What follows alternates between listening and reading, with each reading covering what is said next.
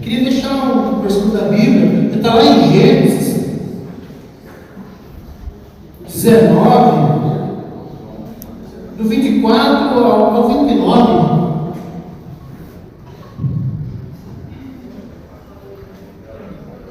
Quando eu meditei nessa palavra, eu fiquei até com medo, né? Senhor, me conduz sobre essa palavra, porque é uma palavra que a gente tem que tomar cuidado para se expressar, porque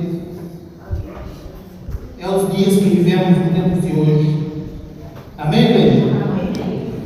Então o Senhor fez chover enxofre e fogo do Senhor desde o céu sobre Sodoma e Gomorra. Ele derrubou aquela cidade em toda aquela campina e todos os moradores daquela cidade e o que nascia da terra. E a mulher de Ló olhou para trás e se converteu numa estátua de sal. E Abraão levantou aquela cidade aquela mesma manhã de madrugada e foi para aquele lugar onde estiver diante da face do Senhor. E olhou para Sodoma e Gomorra e para toda a terra da campina e viu, eis que o fumo da terra subia como o fumo de uma fornalha. E aconteceu que, destruído Deus a cidade da campina, Deus se lembrou de Abraão e tirou a Ló do meio da destruição, e derrubando aquela cidade em que Ló habitava.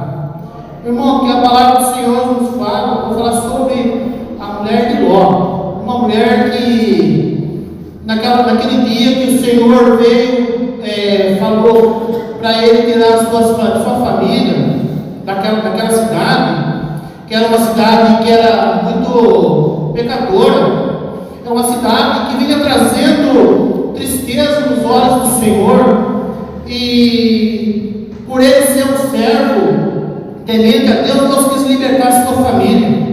Mas infelizmente a mulher dele naquele momento, não é que ela era uma pecadora, mas sim ela estava se apegada nas coisas do mundo.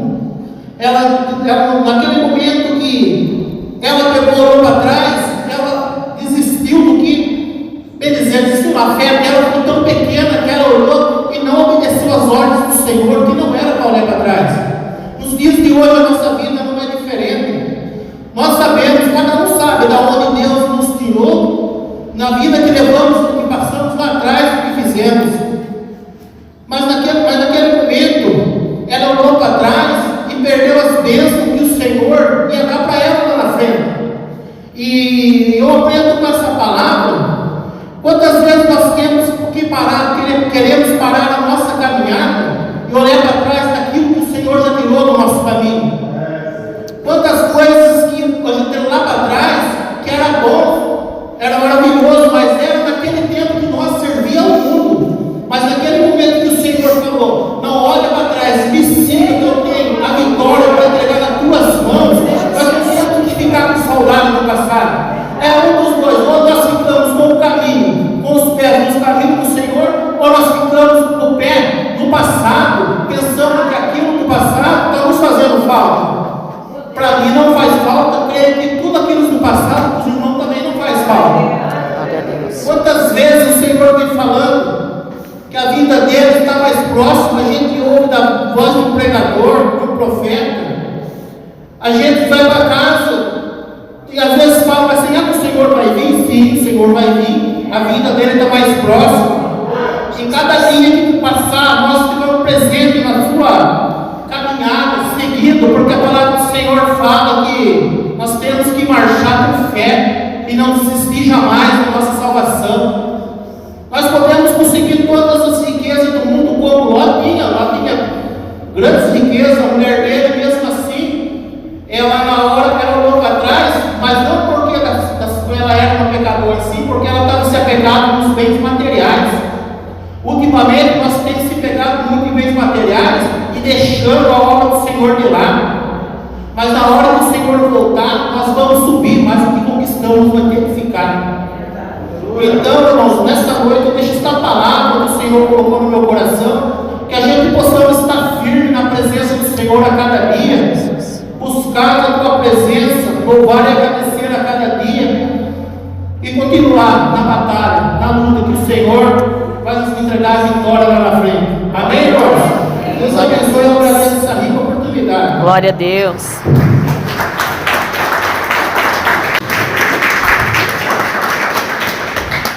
Eu cumprimento os irmãos com a paz do Senhor Jesus. Amém. Um versículo da palavra do Senhor que se encontra no livro de Êxodo, no capítulo 14, no versículo de número 15, que diz assim para nós: Disse o Senhor a Moisés: Por que clamas a mim? Dize aos filhos de Israel que marchem. Irmãos, e nessa noite, irmãos, a ordem para mim, para você, para nós, é para nós marchar. Irmãos, não é para nós olhar para nada, é marcharmos para frente. Irmãos, nós não vemos ninguém marchando para trás, não, é para frente. E a ordem, irmão, diga ao povo de Israel que marchem.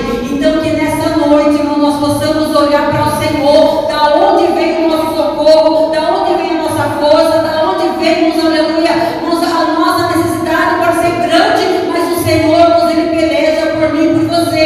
Então, que a ordem, irmãos, é marchar. Não vamos olhar para nada e parar e desistir, não. Se a ordem é marcharmos, vamos marchar, porque o Senhor vai nos dar vitória, o Senhor vai nos dar escape, vai dar um livramento, o Senhor vai dar para nós, aleluia, irmãos, Ele vai nos orientar no que fazer. Muitas vezes eu olho, você olha para algum determinado momento e nós achamos que aquilo não está certo, não conseguimos fazer nada.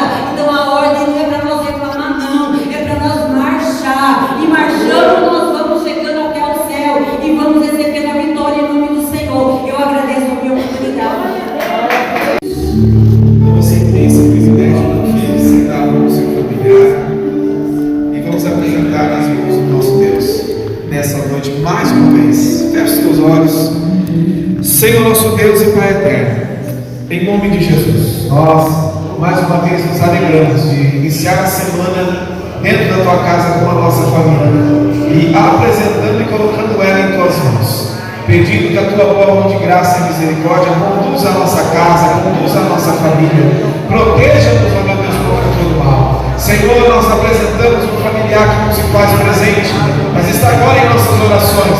Que o Senhor o alcance, seja ele um pai, uma mãe, um irmão, um irmão, um filho, uma filha, quem quer que seja alcançado nesta noite pela tua mão de graça e misericórdia, trazendo de novo aquele que necessita de cura, seja curado, aquele que necessita de uma libertação, seja liberto. Senhor, eu apresento os casamentos nas tuas mãos, alcança os casais, repreende toda frieza, todo desânimo, todo espírito, meu Deus, meu Pai, que traz a divisão entre os casamentos.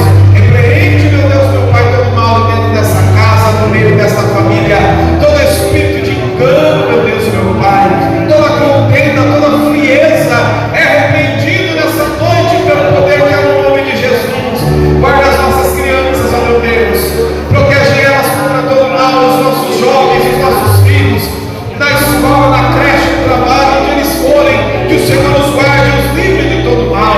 Ó Pai eterno e Deus querido, guarda os nossos empregos, guarda os nossos irmãos que têm os negócios próprios, que o Senhor dê a eles estratégias, blinda-nos, ó Senhor, para que em nossos empregos, meu Deus, nós possamos estar dando bom testemunho, possamos estar lá, meu Deus, meu Pai, louvando o teu santo nome, da onde vem a provisão. Guarda, ó Senhor, a nossa família, o Brasil para Cristo, todas as nossas igrejas de Botucatu, visita, Senhor, as nossas congregações, guarda a nossa sede, visita o nosso bairro, guarda a nossa cidade, livra-nos de todo mal. Senhor, abençoa mais uma semana, pelo poder que é no nome de Jesus, ó Pai, para que possamos declarar: eu e minha casa servimos ao Senhor. Deus, que o seu nome venha a ser exaltado nos lares dos meus irmãos que estão aqui presentes, Pai.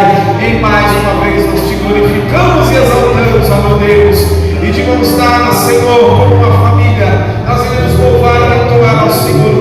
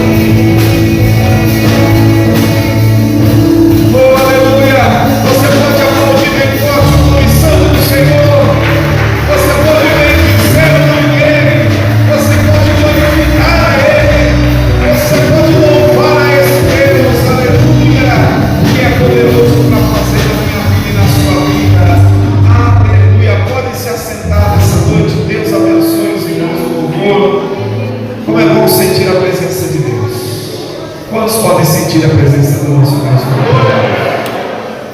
Abra sua Bíblia comigo num texto bem conhecido da palavra de Deus. Nessa tarde eu pude meditar na palavra do Senhor e fiquei feliz por essa palavra que me trouxe alegria no coração para dividir com os teus irmãos, com os irmãos dessa noite. Atos dos Apóstolos, capítulo de número 16. E a partir do versículo de número 27. Atos 16, 27 diz assim: o carcereiro despertou do sono, e vendo aberta as portas da prisão, puxou a espada e ia suicidar-se, pois pensou que os presos tinham fugido. Mas Paulo gritou bem alto: não faça nenhum mal a si mesmo, estando todos aqui. Então o carcereiro, tendo pedido uma luz, entrou correndo e trêmulo e prostrou-se diante de Paulo e Silas. Depois, trazendo-os para fora, disse: senhores, o que devo fazer para ser salvo, para que seja salvo? E responderam: creia no Senhor Jesus e você será salvo, você e toda a sua casa. Ou em outras traduções, você e sua família. Amém, meus irmãos?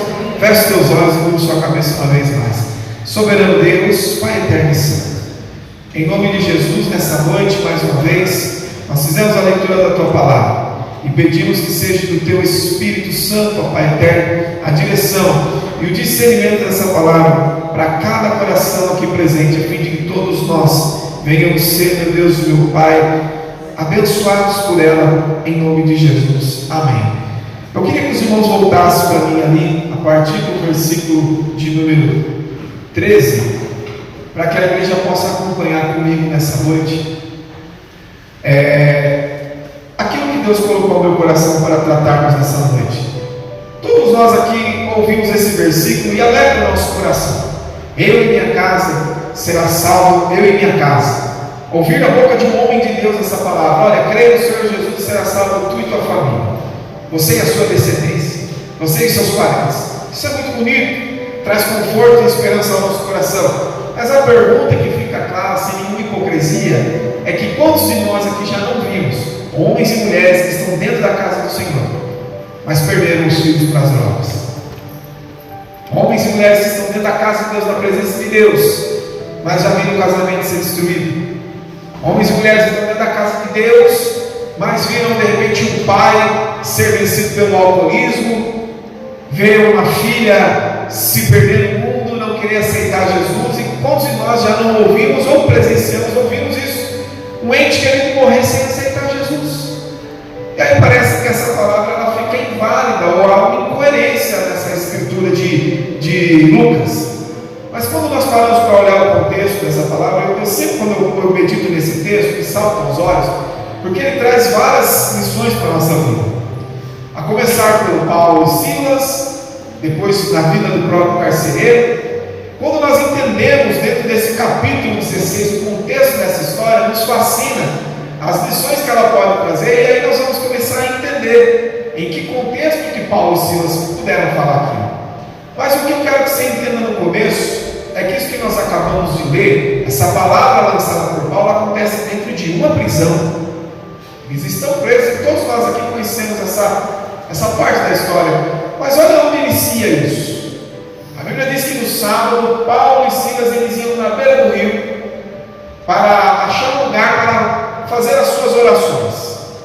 O capítulo de número 16 inicia-se com Paulo fazendo mais uma das viagens missionárias. E quando ele chega nesse determinado lugar, o pastor Vanderlei, há um desejo no coração dele, nasce um propósito. Nós precisamos ter um lugar aqui em que nós venhamos todos os dias fazer uma oração. O nosso dia tem que ser iniciado com uma oração, e como é do costume do judeu, ora às vezes 3 vezes por dia, em uma oração, mas ele inicia um propósito, igreja, num lugar confortável, porque não deve ser ruim você começar o dia orando a Deus, ou tirando um tempo do seu dia para orar a Deus na beira de um rio.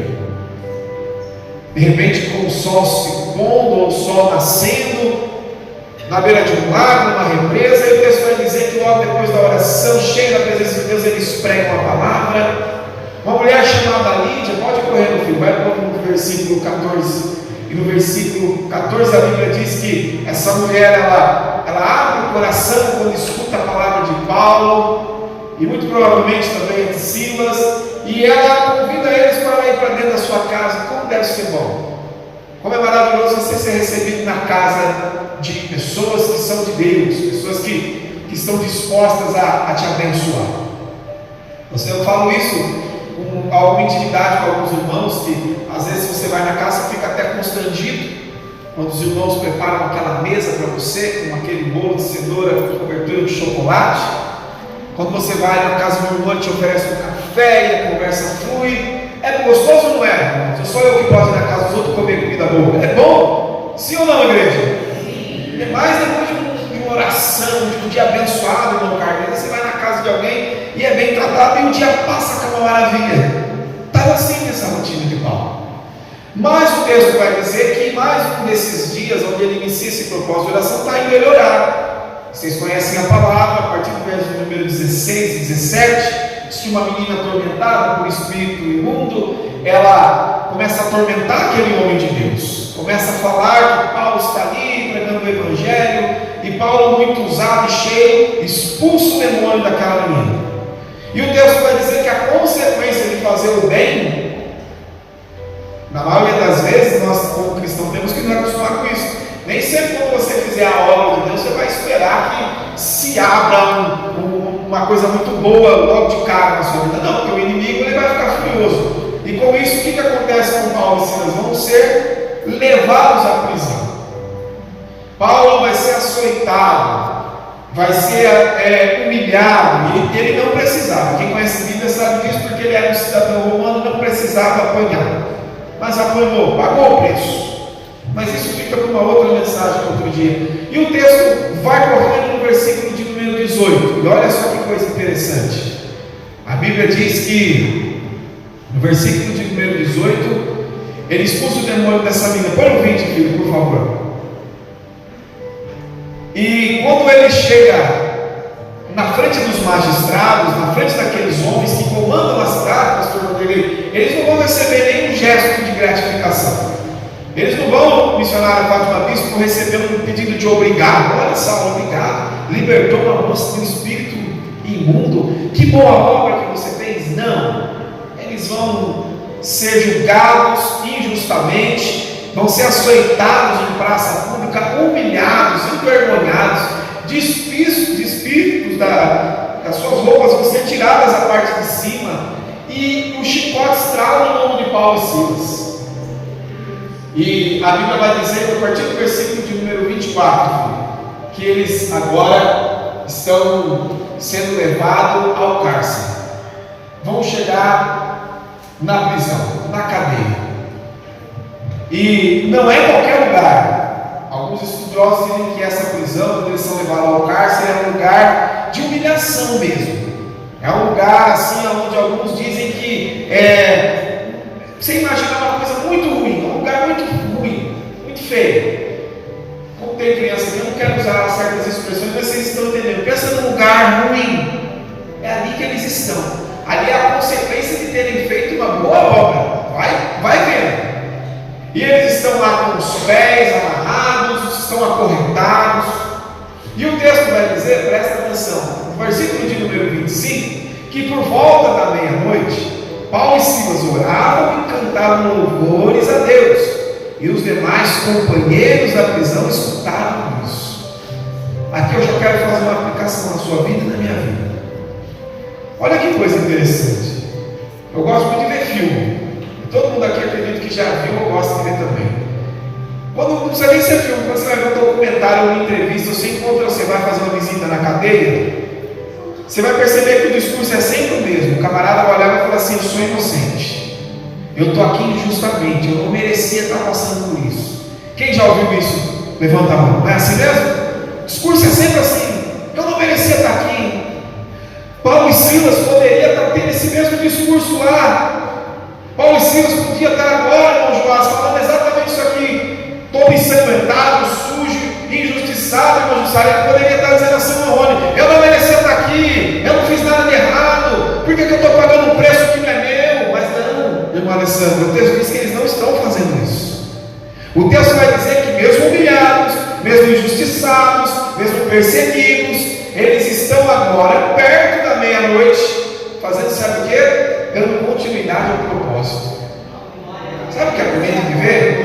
Que começa lá na beira do rio e agora está no fundo do cárcere da prisão, todo ensanguentado, mas o propósito continua sendo: precisamos adorar a nosso Deus, entregar o nosso culto, a nossa adoração. E o texto vai dizer que os presos não estão ouvindo murmuração, não. Os presos estão ouvindo hinos de louvores a Deus. Pergunta para nós nessa noite: o que será que quem está ao nosso redor tem ouvido dos nossos lábios?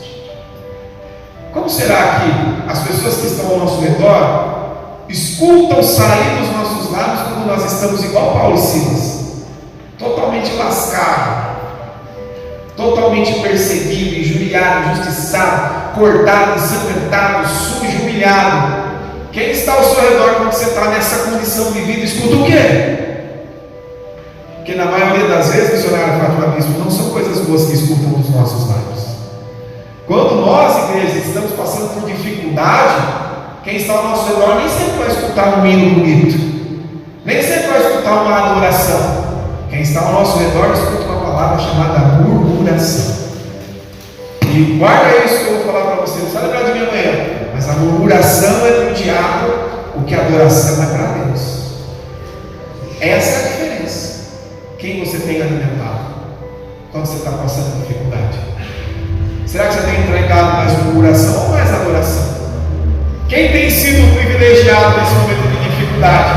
O inimigo de nossas almas que está vendo você murmurar, você reclamar, e quem está ao seu redor começa a olhar para a tua vida, começa a olhar para o teu problema, para a tua negação, para a tua chateação, para a tua murmuração todos os dias. Você acha que essa pessoa vai criar o que dentro dela? Agora a diferença está que quando eu conheço o Deus que eu sirvo, e quando eu sei aquilo que eu sou em Cristo Jesus, independente da situação que eu estou sempre entregando a minha adoração. Dos meus lábios sempre estão saindo coisas agradáveis. Quem está ao meu redor, quem está ao meu lado, mesmo sabendo que eu estou passando perseguição, mesmo sabendo que eu estou sendo injustiçado, mesmo vendo que eu estou perseguido, que eu estou passando na prova, não vê outra coisa sair da minha boca senão louvor e adoração ao Deus Todo-Poderoso. Mas na maioria das vezes, irmão Rony, nós murmuramos, igreja. Pastor Vanderlei, na maioria das vezes a carne fala mais alto, ainda mais quando a carne está sendo machucada, sai automático. E quando eu estava meditando nesse texto, a primeira pessoa que eu olho é para mim. Porque quantas vezes eu não fiz isso? A pessoa encosta em você e aí como é que está? Eu sirvo a Deus, estou salvo, segundo a palavra de Deus, eu estou caminhando para a eternidade. Mas se tem um problema na minha vida, quando alguém encosta em mim, eu murmuro: vai ter uma prova, não aguento mais. Aí você reclama de tudo, do trabalho, do ministério, da família, do casamento, do que for. A murmuração toma conta, e aí quem está do lado, em vez de se fortalecer, agora não. Pega um crente que sabe quem é o Deus que ele serve e que está cheio de adoração, faz igual a mulher sunamita. Pode estar numa draga danada, mas se alguém pergunta como está, ela diz: vai tudo bem. Vai tudo bem. Mas você não está aí, nossa, eu estou vendo o estado que você está, porque os presos estavam vendo, os camaradas estão amarrados, estão presos no tronco, mas estão louvando, e eles estão ouvindo louvor e adoração, e isso contagia todo mundo. Você tem que contagiar as pessoas, mesmo que elas possam ver no seu semblante que você está só o pó da rabiola, mas eles têm que ouvir você louvando e agradecendo a Deus. Quem está entendendo, diga amém. Os presos escutavam, não estavam escutando discurso de hipocrisia, não, estavam escutando louvor e adoração. E os presos não estavam, olha você vê, o que eu falo, irmãos, o crente, quando é crente de verdade, ele é diferente, pastor Roberto, porque estava lá na casa da irmã Lídia comendo bolo, comendo pudim, comendo tudo que é gostoso. Agora está aqui na prisão, mas está do mesmo jeito, não mudou nada, não é um ambiente de fora que mostra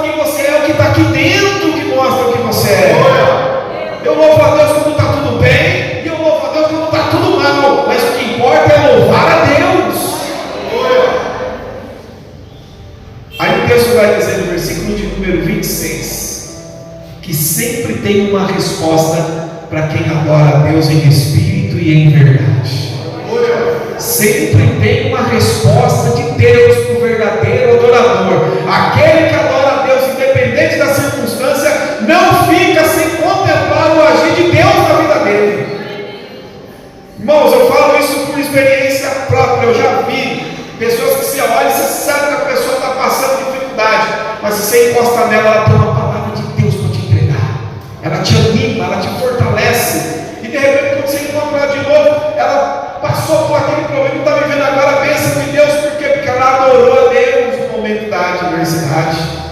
O texto vai dizer, irmão David, que de repente, irmão Gabriel, sobreveio tamanho terremoto. Eu não sou muito bom em português, não fui um bom aluno na escola, confesso para os irmãos, mas a nossa irmã ali, professora de português, sabe melhor que eu.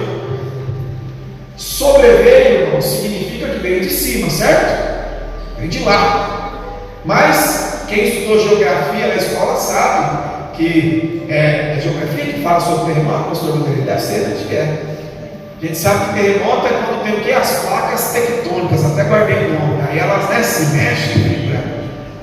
Mas esse terremoto não veio de baixo para cima, porque quem estava recebendo a adoração estava lá no céu. A resposta veio do alto para a vida de quem adorou. O terremoto que abalou o cárcere, que abriu as portas, foi a resposta da adoração de Paulo e Silas. Deixa eu liberar uma palavra profética para a tua vida. Você que nessa noite fria veio conduzido pelo Espírito Santo de Deus, te prepara. Tem resposta do alto para a tua vida, para você que tem adorado em espírito e em verdade. E uma coisa que é interessante, que chama a atenção, é que tem situações que a gente está vivendo, tem lugares que a gente vai, pastor Vanderlei, que a gente fala, não era para mim estar lá. Só que aí você pega o capítulo 16, lá na sua casa, você olha ele com cuidado, irmão Paulo, você vai ver que era, pela vontade de Paulo, não era para ele estar lá, a dos Silas muito menos. Mas eles estavam lá, porque essa era a vontade de Deus, através do Espírito Santo. Aí eu pensei, é verdade, eu não pedi para estar pastoreando a sede, só me deu o desejo do meu coração, não almejar uma coisa tão abençoada assim para a minha vida, mas o Espírito Santo de Deus tinha isso para a minha vida. Então se eu estou aqui, é porque o Espírito Santo de Deus quis assim. Se você está aqui, não importa se é porque você quer ou não quer, porque o Espírito Santo de Deus te trouxe até aqui. É porque aonde você está é aonde você tem que estar. Eu lembro uma vez que teve um filme que eu assisti que o camarada apanhava o filme inteiro. Não vou lembrar o título agora, depois eu só lembrar onde eu falo. E eu sei que toda hora que acontecia uma desgraça para ele, alguém falava para ele assim: e aí, o que está acontecendo? Ele falava assim: o homem sempre tem que estar no lugar onde ele está. Posso liberar uma palavra para você?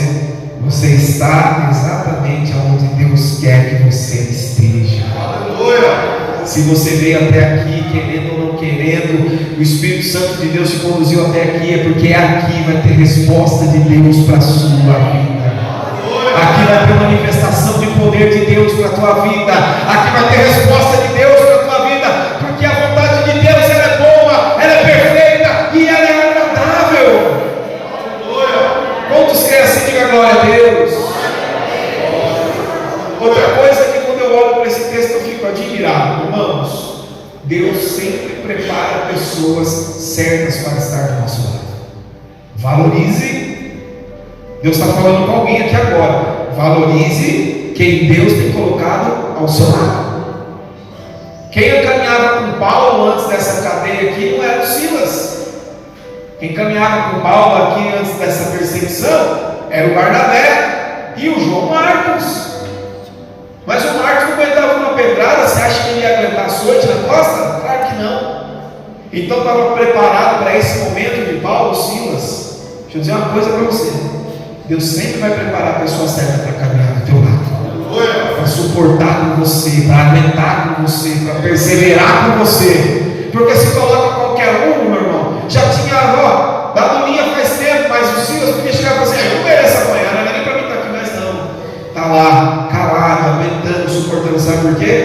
Porque quem vive o propósito de Deus, oh aleluia, quem vive o propósito de Deus, sabe que toda a vontade de Deus é boa, perfeita e agradável. Quem está entendendo, diga amém. Aí veio o terremoto.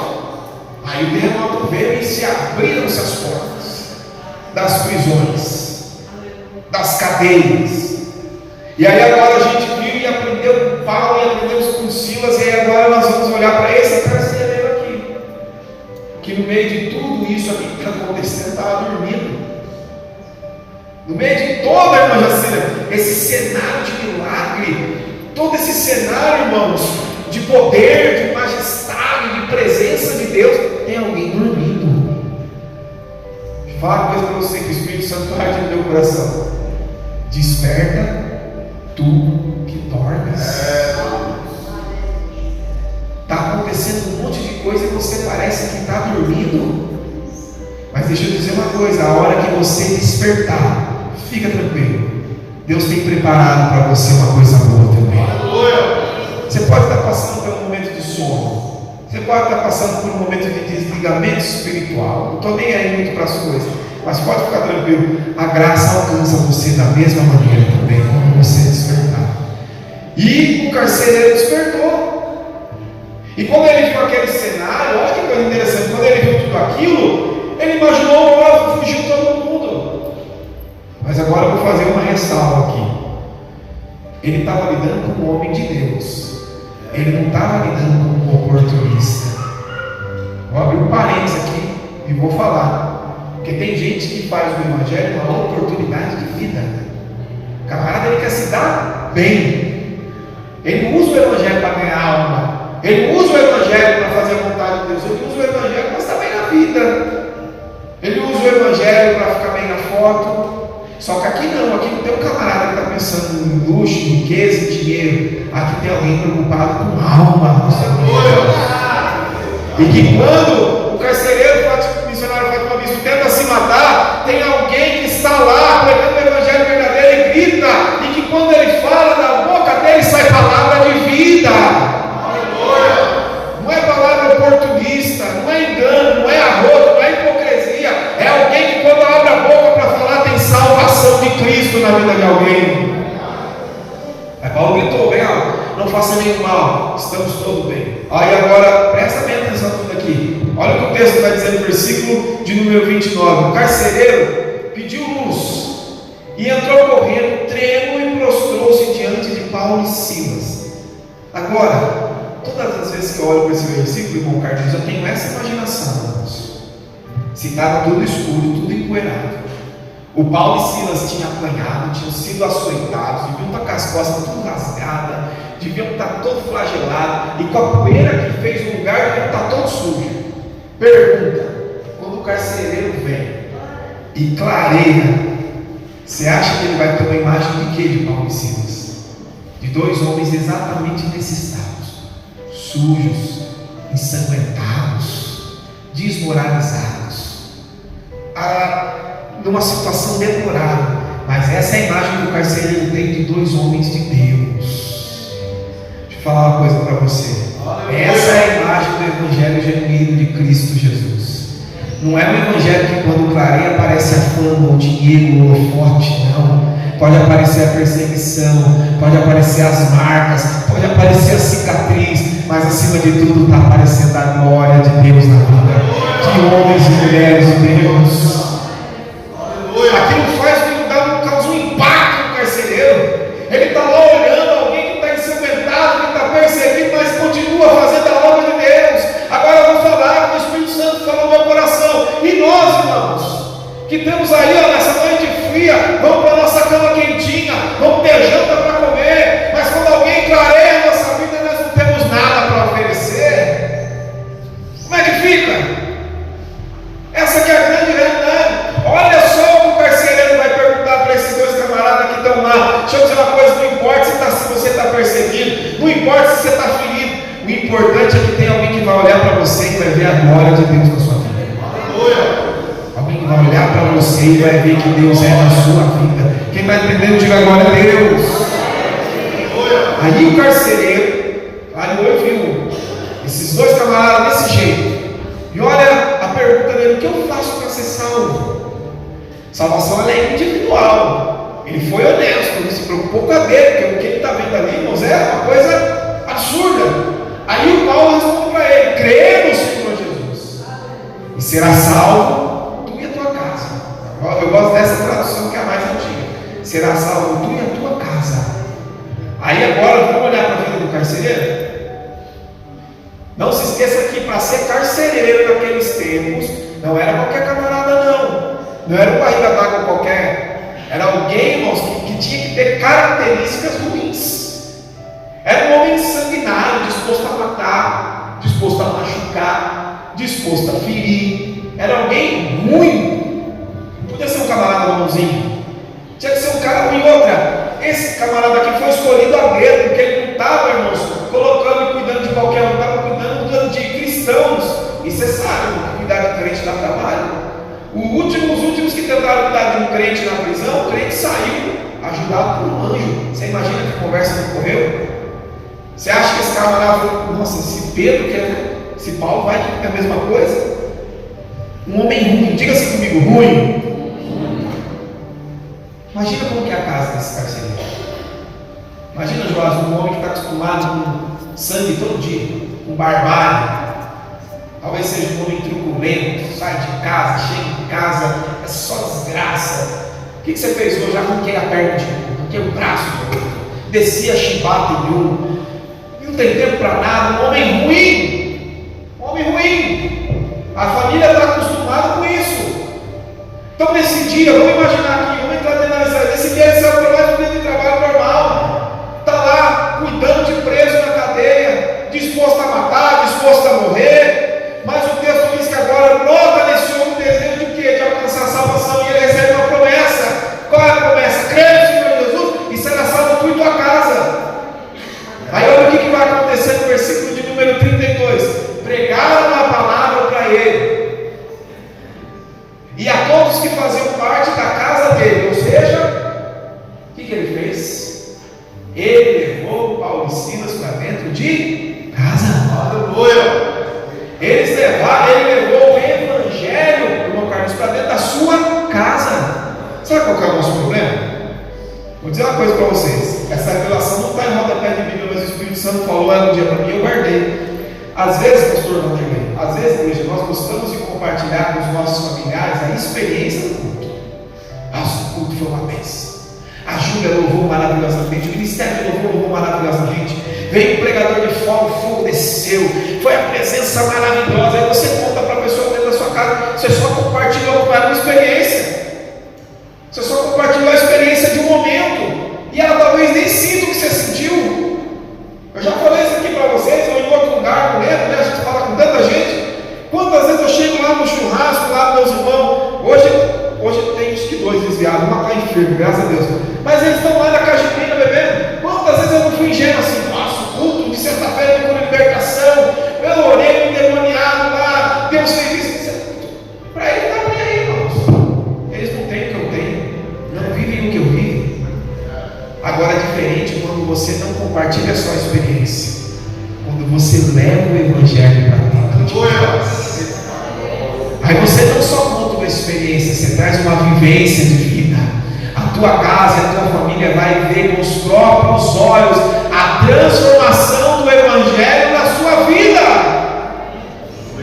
Você imagina, essa mulher não está acostumada com esse marido trazer homem para dentro de casa, ainda mais homem todo ensanguentado. Essa família não está acostumada a ouvir palavra, essa família não estava acostumada a ouvir pregação, mas essa família a partir desse dia está com um homem renovado e transformado dentro de casa, que está priorizando, sabe o que? A palavra de Deus. Erga a sua mão para profetizar na tua vida, porque é isso que tem que estar na tua casa e na minha casa: a pregação da palavra, a oração, a presença de Deus.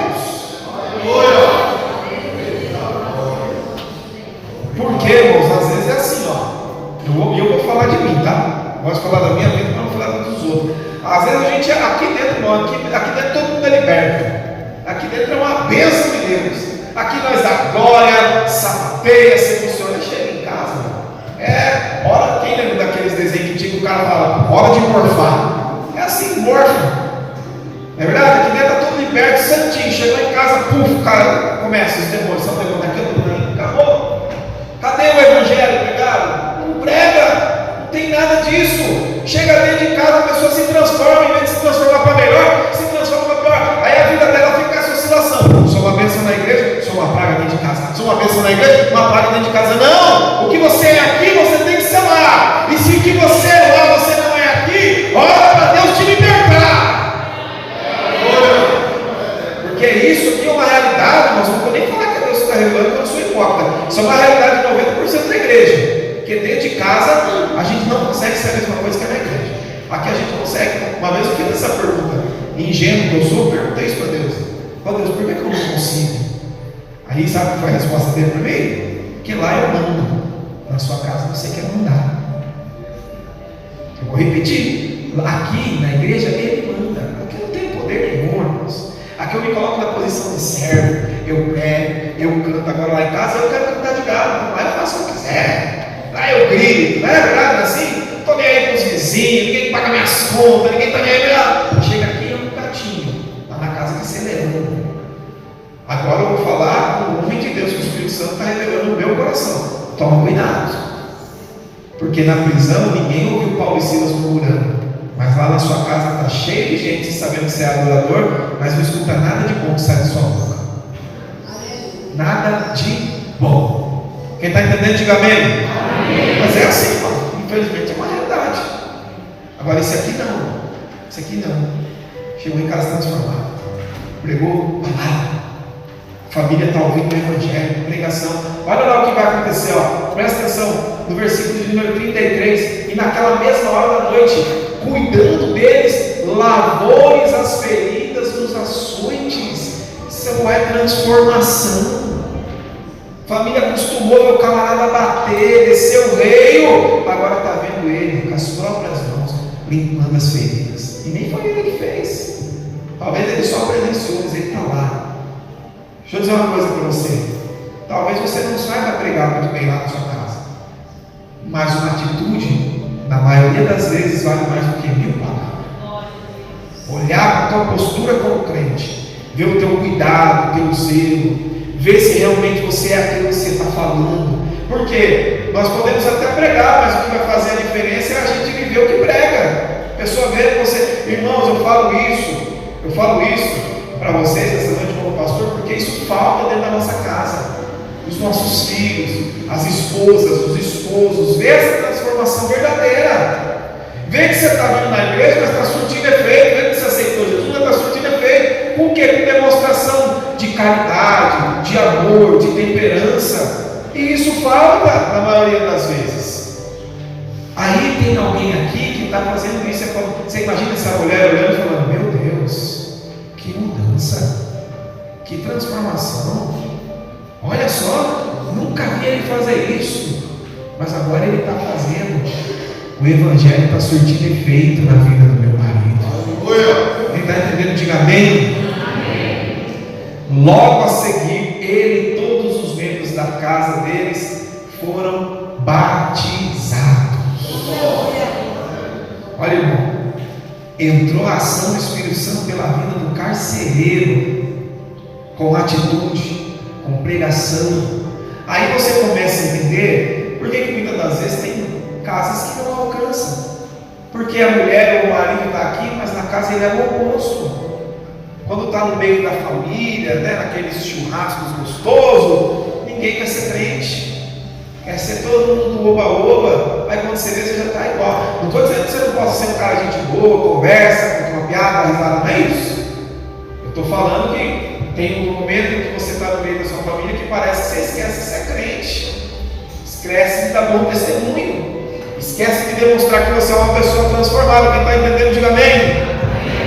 E esse camarada trouxe tudo isso para dentro da casa dele, e a família agora vai desfrutar de uma benesse que é o batismo, a presença de Deus.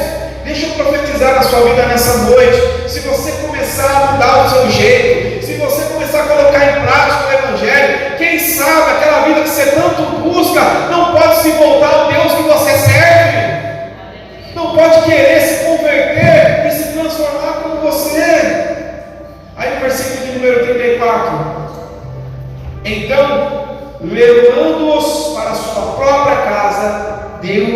comer, com todos os seus, comunhão. Deixa eu falar, isso é muito importante. Nós precisamos ter comunhão uns com os outros e comunhão também dentro de casa. Tem crente que é uma bênção para ter comunhão na igreja. Que nem eu brinco com a minha esposa, eu falo que ela é vereadora, ela para, risada, conversa com todo mundo, não é verdade? Assim, a gente é assim, na igreja, está lá nos encontrando superintendência, está aqui no culto, chega em casa e não acabou. Parece que muda tudo. Aí não tem comunhão, cada um num lugar, cada um num lado, não fala comigo, não sei o quê. É assim. Nós precisamos ter a comunhão como igreja, mas levar essa comunhão para dentro da nossa casa, com a nossa família, com os nossos filhos. Ter um momento de comunhão, de estar junto. Quem está entendendo, diga amém. E aí o texto vai dizer que com todos os seus, pode voltar, filho. Com todos os seus manifestava grande alegria por ter crido em Deus. Agora aquela casa, realmente, toda aquela casa está salva em Cristo Jesus. Aleluia! Mas não foi porque o carcereiro chegou lá falando: olha, hoje eu vi uma experiência incrível lá na cadeia. Um homem de Deus orou e o fogo desceu, o terremoto, não ia mudar nada. O que mudou foi quando a mulher escutou bater na porta e ela recebia dentro de casa um homem mudado e transformado por ter tido um encontro com o Evangelho de Cristo. Aquilo traz um impacto quando as pessoas olham para você e veem que verdadeiramente você está transformado pela palavra de Deus. E para nós finalizarmos, meus irmãos, Paulo diz isso porque aquele homem, escuta bem, eu vou dizer, à luz da Bíblia, nós homens somos os sacerdotes das nossas casas. É através da nossa vida que vem o caminho das promessas e das realizações. Muitas das vezes nós nos esquecemos disso. Dentro daquela casa com certeza tinha uma mulher que esperava um dia esse milagre acontecer. Mas o que faltava era ter um homem que trouxesse para dentro de casa essas verdades e a vida deles fosse transformadas em Cristo Jesus. E é por isso que Paulo então diz: crê no Senhor Jesus e será salvo tu e a tua casa.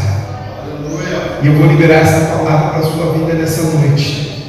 Se deixe ser transformado pelo Evangelho. Leve o Evangelho para dentro da sua casa. Demonstre as atitudes de cristão e será salvo tu e a tua casa, em nome de Jesus. Quem crê, aplaude bem forte o nome do Senhor.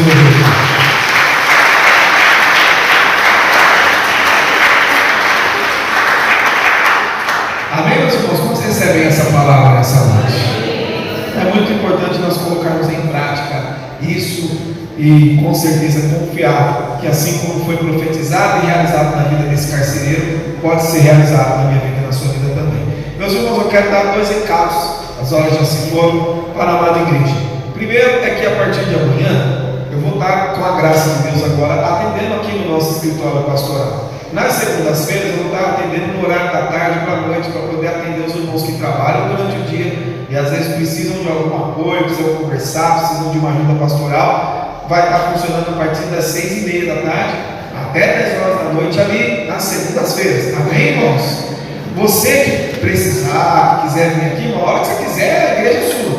Mas para que a gente mantenha uma ordem, você procura a nossa irmã Alessandra e fala para ela: irmã, por que eu vou fazer isso, irmãos? Não vou falar para passar direto para mim, porque eu não sou menino, eu tenho que ser responsável. Eu sou muito ruim com o celular. Você pega, irmãos, aqui já deve ter passado esse apuro comigo. Você manda uma mensagem, quanto tempo eu demoro para responder? E nisso eu não posso falhar como pastor da igreja. Se você marcou o horário, eu tenho que estar aqui de prontidão para te atender da melhor maneira possível. Já imagina você manda uma mensagem para mim no meu celular e fala: irmã, vai lá. Aí você vem aqui, eu esqueci de você. Não é justo isso, né, irmãos?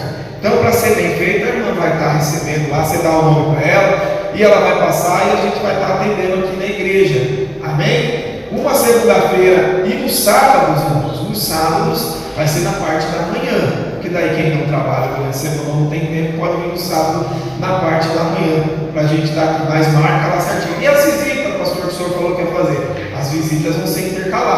uma segunda-feira eu atendo aqui, a outra segunda-feira eu atendo 1 hora só e depois eu saio para a visita dos lares. E como é que vai funcionar? A visita da mesma maneira, você fala com a irmã Alessandra lá fazendo favor, e depois eu vou conversar com as irmãs que faziam visita antigamente para estar indo junto, para nós reunirmos um grupo de homens e mulheres para nós estarmos indo nos lares fazer a visita para o povo de Deus.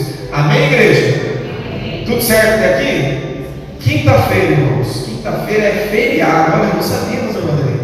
Eu descobri sem querer isso mesmo, feriado, irmãos, quinta-feira. Que bênção, né? Então tem alguns irmãos que não vai trabalhar, não é verdade? Tem uns que eu sei que vai trabalhar, que a firma troca, né? A firma, em vez de você trabalhar, folgar na quinta lá, faz você folgar na sexta. Mas os irmãos que não vão trabalhar, ou que vão emendar, eu vou te fazer um convite. Venha para o último dia da nossa campanha. Esteja, para falar nisso, eu gostaria de conversar com o Ministério de Louvor 5 minutos antes de ir embora. Esteja aqui na quinta-feira, nosso último dia da campanha, que tem sido bênção. Nós vamos estar recebendo aí o pastor Edmar, lá da cidade de Avaré. Ele está hoje na Espanha. Ele estava na Inglaterra e está na Espanha. Então ele vem direto da Europa. A primeira igreja que ele vai pregar vai ser na nossa. É um homem cheio de Deus, irmãos. Pensa, eu não fico fazendo propaganda de pregador, não. Mas esse homem é um homem cheio da presença de Deus. É um homem, assim, tem um ministério abençoado lá na cidade de Avaré. É uma igreja enorme. Deus usa muito a vida dele. Então venha, vamos finalizar essa campanha com alegria e na certeza de que Deus vai nos honrar, como tem honrado desde o primeiro dia do pastor Eliasir e todos os outros que passaram por aqui. 7h30, toda a igreja convidada para nós encerrarmos essa campanha na presença de Deus. Amém, igreja? Amém ou não amém?